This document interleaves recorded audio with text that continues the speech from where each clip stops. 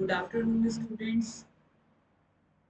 Today we are going to start a new unit which will cover very important aspects of research methodology, and we are going to discuss that one by one. That is formulation of research problem and developing hypothesis. This is unit 4, and we will cover topics problem and its sources, selection of the problem, characteristics of a good research problem, variables and its types, hypothesis, nature, sources and types, characteristics of good hypothesis. So, we are going to start with the first topic, that is formulation of research problem. So, the first step in the research process is the selection of a suitable problem. This is the first step and the most crucial step. First and the most crucial, where a researcher is going to select a suitable problem that is going to be with him for a year, 2 years. So selection is very important in this direction, appropriate problem. So the first step in the research process is the selection of a suitable problem from the field chosen by the researcher. Any field, education or history, science, anything. In each field or area of education, several problems exist which may have reference to pure, applied, or action research. You might have read about this in our earlier units. So, the choice and formulation of a suitable problem is one of the most difficult tasks for any researcher, for a researcher, especially if he or she is a beginner in this field. Though we start learning about such things when we do our project work in postgraduate classes, like in the form of dissertation, research project. So we start doing things step by step. We start learning, but this is a very wide area where we need to be very careful at every step. Selection is very important. There are many sources to which a researcher may go for a suitable research problem, or from which he or she may develop a sense of problem awareness.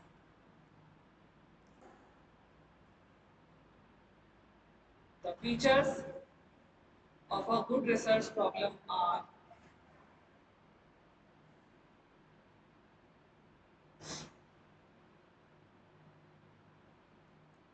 its significance. It should be significant. Definitely, you can't do anything which is of no use, not in present, not in future. So it should be significant. It should be original, not copy, not copy paste work, something which can contribute to the society, or feasibility. It should be feasible, which can be conducted feasibly.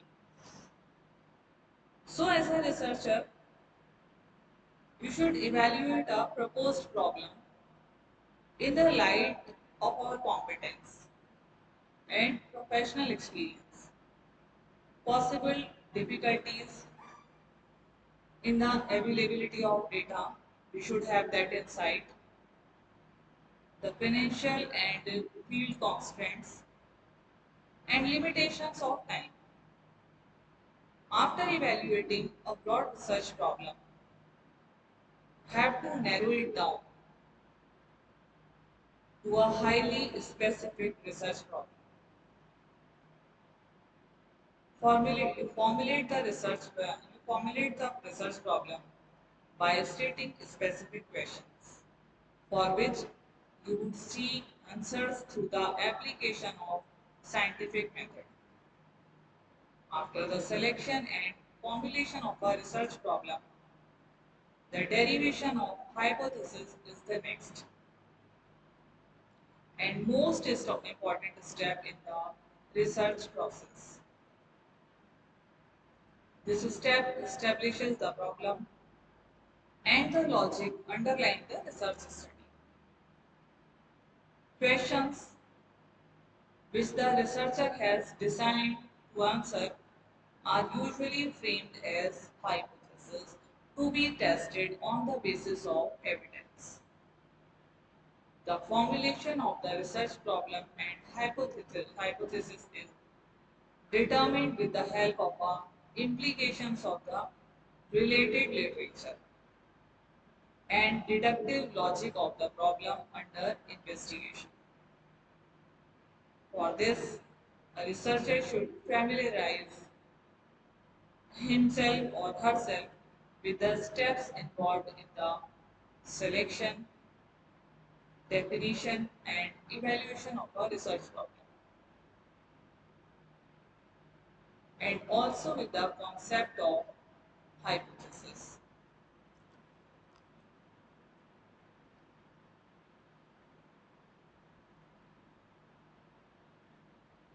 Along with its various types, the features of usable hypothesis and its importance.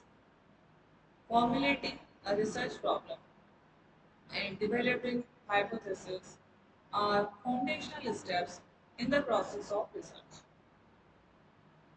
which is crucial for guiding inquiry and shaping the study's direction. The research problem emerges from identifying gaps in existing knowledge, practical concerns, theoretical debates, or societal needs.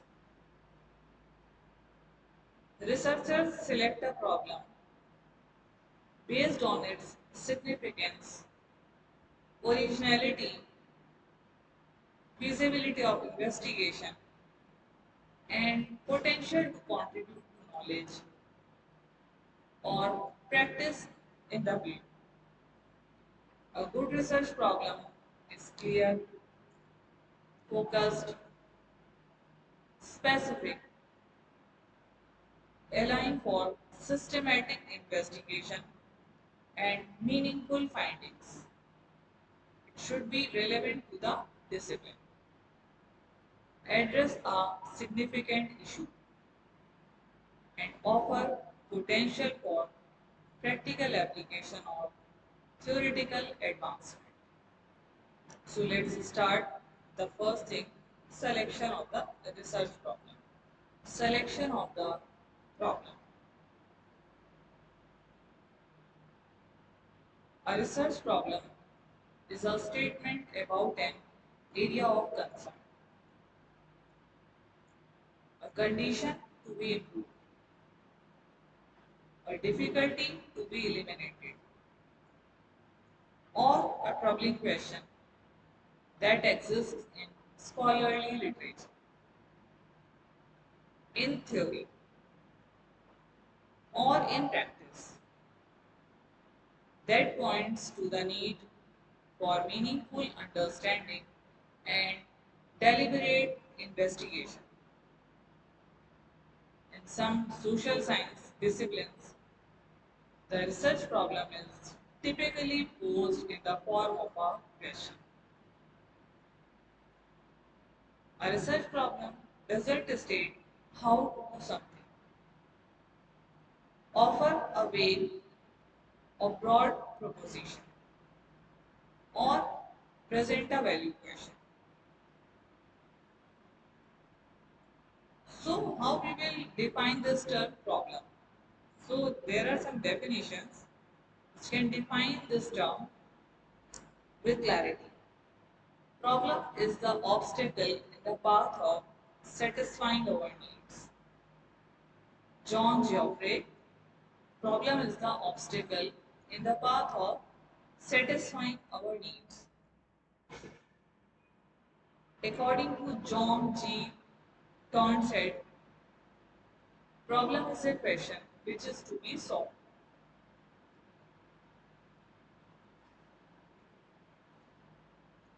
To define a problem means to put a fence around it, to separate it by careful distinction from like questions found in related situations of witness. Identification of a research problem. First of all, we will understand the purpose of a problem statement. The purpose of a problem statement is to introduce the reader to the importance of the topic which is being studied. The reader is oriented to the significance of the study and the research questions or hypothesis to follow. Place the problem into a particular context that defines the parameters of what is to be investigated, provides the framework for reporting the results, and indicates what is probably necessary to conduct the study, and explain how the findings will present this information.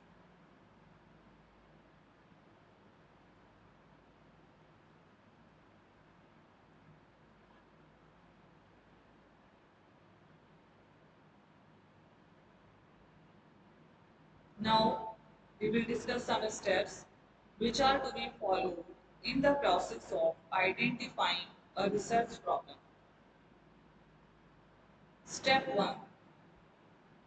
Determine, Determining the field of research in which a researcher is keen to do the research work. First of all, a researcher will decide about his or her broad area of research where he or she is keen to do his work. So you will decide or choose your broad area. Step 2. The researcher should develop the mastery on the area, or it should be the field of his specialization.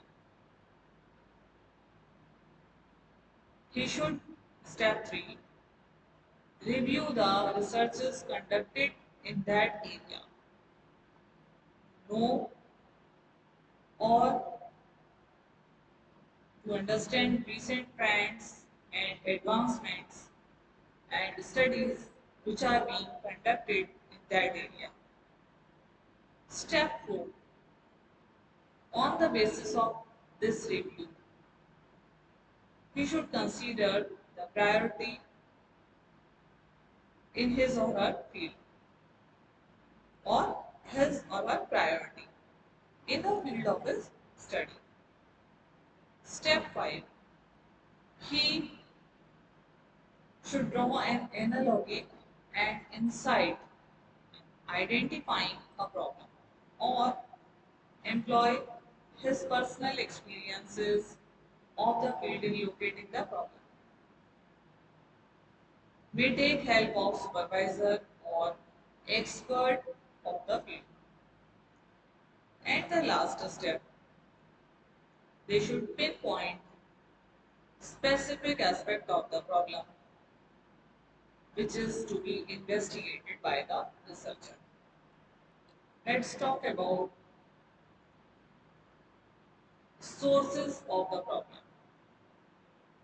What are the various sources from where we can get some idea about deciding our area of interest, problem which is to be investigated. So identifying problem is important from source. So first of all, we should know the correct sources. We should have idea about the right sources. The sources of identifying a problem.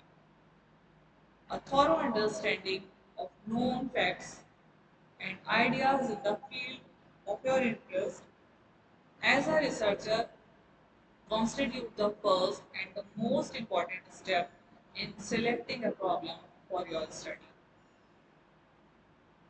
thorough understanding of known facts,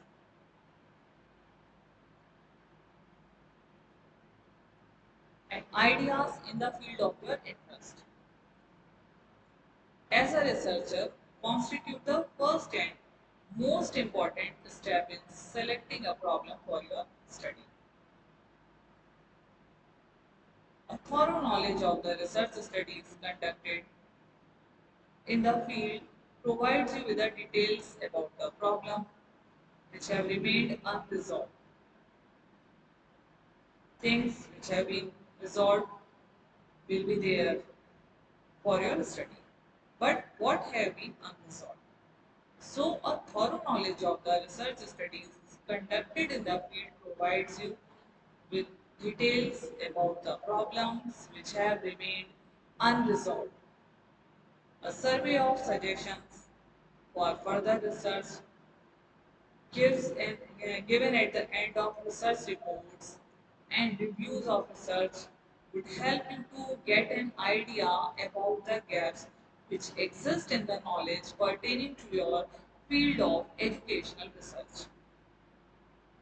Periodicals and bibliographies of educational research are really helpful for a researcher, which keeps you informed about the research's recent trends going in your field.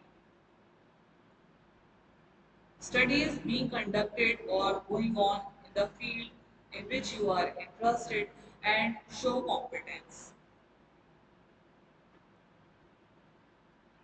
The choice and identification of a suitable problem is usually a very difficult task for any researcher. For a beginner, to identify a research problem is always a very difficult task, especially with three criteria,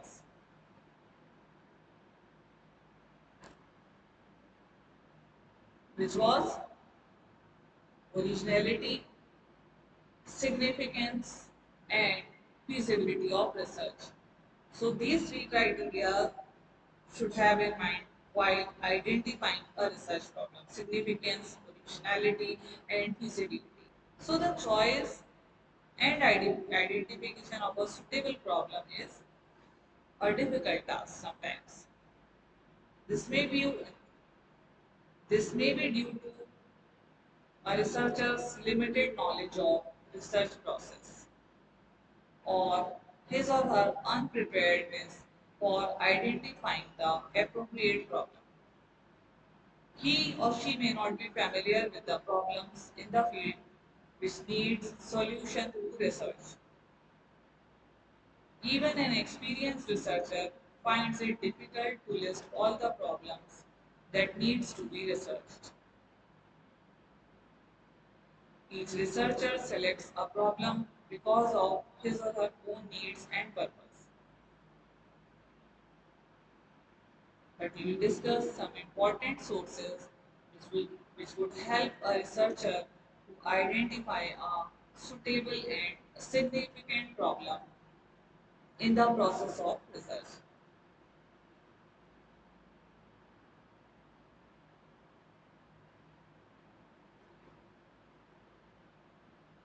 The classroom, school, home, community, and other agencies of education are obvious sources.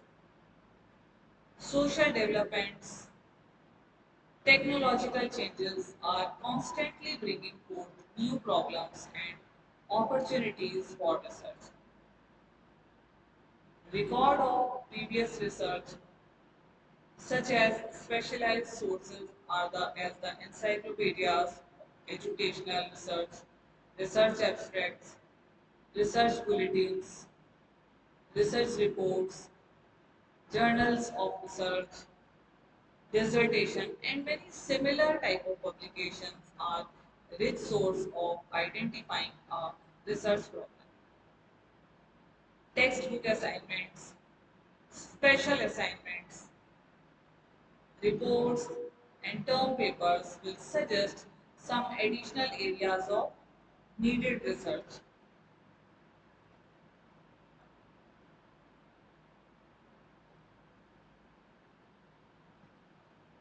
Discussion classroom uh, seminars and exchange of ideas with faculty members, fellow researchers, students will suggest many stimulating problems to be solved, and sometimes unknowingly you will find or something will strike you, but you need to identify that. It should strike you. Close professional relationships, academic discussions, and constructive academic climate are especially advantageous opportunities. Questioning attitude, that is very, very important. Why this happens? How did it happen? Why? How? So we should have curiosity, we should we should have desire to know things, we should have keen interest in knowing things. Questioning, a questioning attitude towards prevailing practices. If this is the trend, why not something can replace it? Why not this? If I am using or the other teacher is using this kind of method in classroom or pedagogy, why not some other can replace it if it is better? Why not try something new in place of traditional things? How I can make it better? How I can improve as a teacher? What should I add? How? So this should be the kind of things which is needed to come to your mind. Questioning attitude towards prevailing practices and research-oriented academic experience will effectively promote problem awareness. The most practical source of problem is to consult, obviously, your supervisor or expert of the field and most experienced person of the field. They may suggest most significant problems of the areas and can even suggest if there are improvements needed. They can help you identify an appropriate research problem. At the same time, there is professional experience, like I was talking about this. Professional experience of a researcher is one of the most fruitful resources which would suggest research problems. Professional experience means, for example, if you are a teacher or you are an academic counselor or any working professional, you must be confronted with a number of problems in your day-to-day activities, day-to-day academic activities. In the classroom,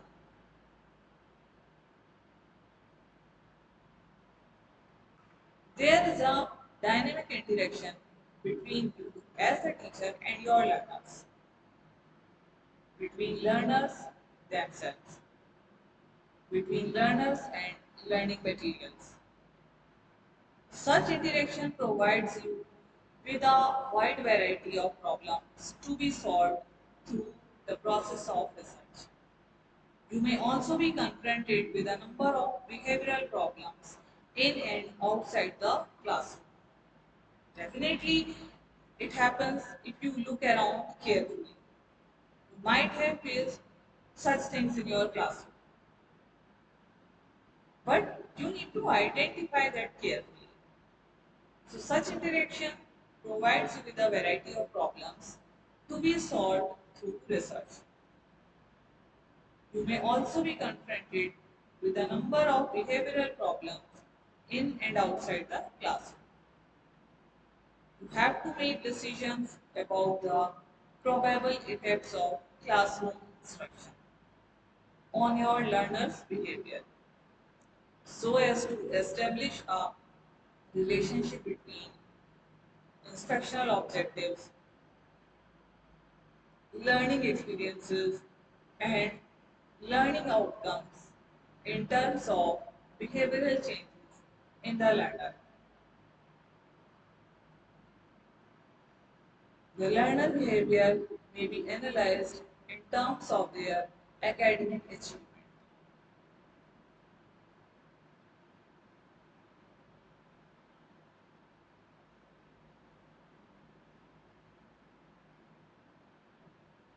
interest, attitudes, motivation, values, and some personality characteristics.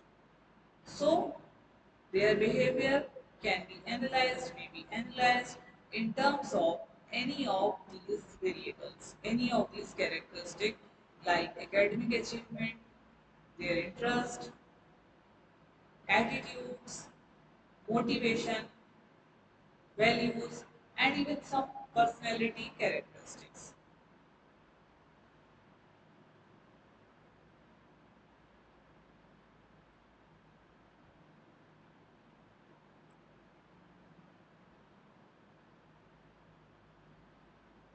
So you have to take decisions about the effectiveness of certain innovative teaching methods and techniques so as to base future classroom instructions upon empirical evidence rather than upon your subjective opinion. The teacher may wish to get answers to certain important and significant questions pertaining to certain components of the teaching learning process. What are the organizational or management techniques that are employed? How are learning materials presented? How do students, teachers, and parents feel about the use of certain innovations in the classroom? What is their response? What is their feedback? What out of school activities affect students and the teaching learning process? How does the isolation of a distance student affect his or her program progress in our course? So these are the things to be studied, and you need to identify the right track, carry out your research work.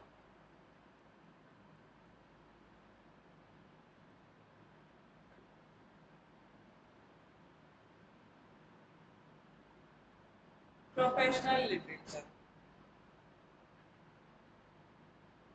Professional literature will not only expose a researcher to pressing research problems, but will also suggest the way in which research is conducted. Research reports, bibliographies of books and articles, periodicals, research abstracts, and yearbooks, dictionaries, research guides would suggest areas in which research is needed.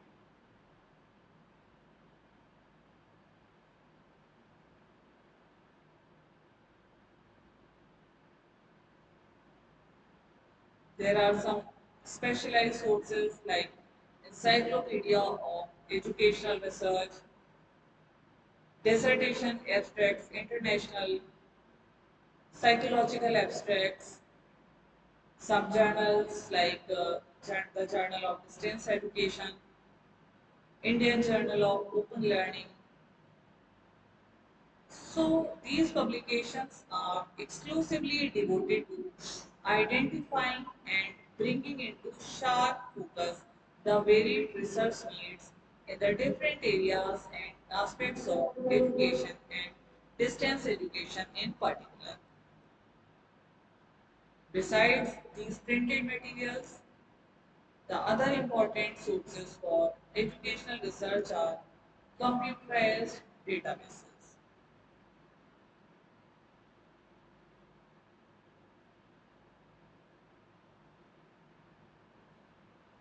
Most prominent amongst them is the Educational Resource Information Center (ERIC) database. ICDL, International Council for Distance Learning, provides information about research literature on open and distance education. So, all published reports generally conclude by making suggestions about further research. These suggest these suggestions are helpful to researchers for making decisions about methods and procedures employed by other researchers in similar studies with different samples. Many research studies are criticized for their for weakness in design because the problem lies in identification of the problem. When you make mistake at the first step, definitely it is going to be there through the whole process. So it is emphasized that problem needs to be identified very carefully. So sometimes research studies are criticized for weakness in design, treatment and analysis of data. And contradictions, you are saying one thing and at the same time saying the other, contradicting the statements, inconsistencies in the results, and so on. So, researchers can make significant contribution not by repeating these studies, but by making necessary modifications in the design and procedure so as to correct the inconsistencies found in earlier works.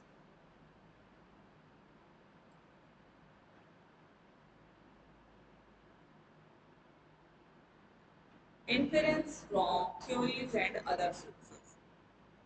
Another important source of identifying the research problem lies in the generalizations that are drawn from various theories pertaining to education, psychology, sociology, etc., which are known to the researcher. For example, the application of the general principles involved in various theories to specific problems of distance education makes an excellent starting point for research in this area. Various theories of personality, intelligence, motivation, etc. And they are helpful in identifying problems pertaining to classroom situation and practices. If you read them, theories of personality, intelligence, motivation, they are definitely helpful in identifying problems pertaining to your classroom situations. It is only through research that you can profitably test the validity, scope, and practicability of various theories in educational situations.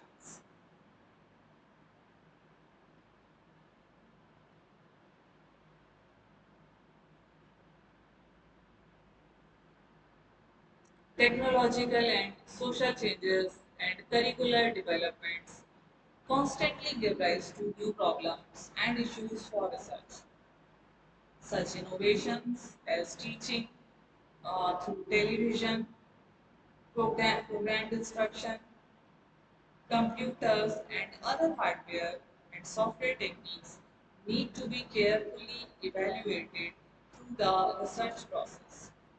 In our next session, we discuss hypotheses and types of hypotheses.